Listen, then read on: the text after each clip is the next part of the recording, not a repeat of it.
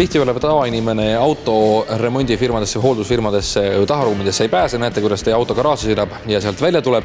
Üks päris põhiline ja tähtis asi on just tulevaste rehvivahetuste juures rehvi pesemine. Miks pagana pärast peab rehvi pesema ja kas ei saaks kuidagi ilma selleta niisama ta virna lükata? Sellest hakkame kohe rääkima juba automaailma spetsialistidega.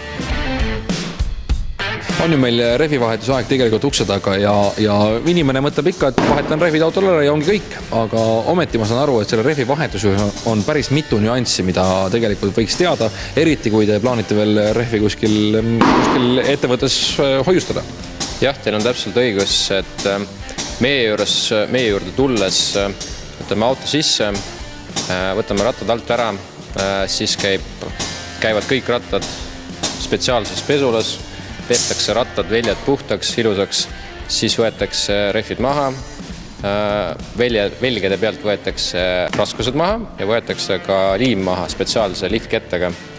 Ja siis see on selle jaoks vajalik, et saaks ilusasti ära balansseerida, et suurtel kiirustel ei oleks vibratsiooni. Vaat see ongi vist, ma saan aru, üks suuremaid probleeme, kus ettevõtetes seda tihtipeale ei tehta. Rehvid vahetatakse üle ära, aetakse kõik tasakaalu, aga kuu aja pärast ikkagi vibra on sees, kui sa sajaga sõidad. Jah, täpselt nii on.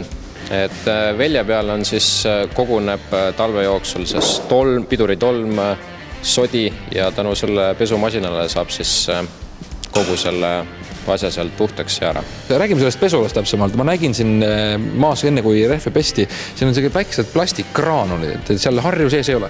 Jah, täpselt nii on, et seal on väiksed kraanulid. Et tänu nendele saab selle suurema sodi sealt välja pealt minema. No miks see tähtis on üldse, et rehvi peaks pesema ja kui ta veel pärast talve hojule pannakse? See on selle jaoks, et jällegi mainin, et selle suurema sodi saaks sealt ära. Ja siis, kui rehv on puhas, siis saab seda hojule panna.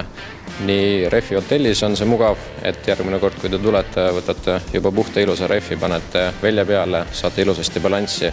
Klient on õnnelik, teie olete õnnelik, kõik on õnnelikud. Teate, ka kümnetes ettevõtetes ma vaatan on tolmuste rehvide revi lihtsalt. Kas nemad teevad midagi valesti? Nad ei tee valesti, lihtsalt nemad rõhuvad kiirusele. Meie rõhume kvaliteedina. Kui palju teil siin automaailmas ruumi on? Teil on küll uus suur ehitiskadaka teel, aga kas mahuvad teile, ma ei tea, 10 000 autorehvid ära? Piisav suur ruum, mahutame kõik ära.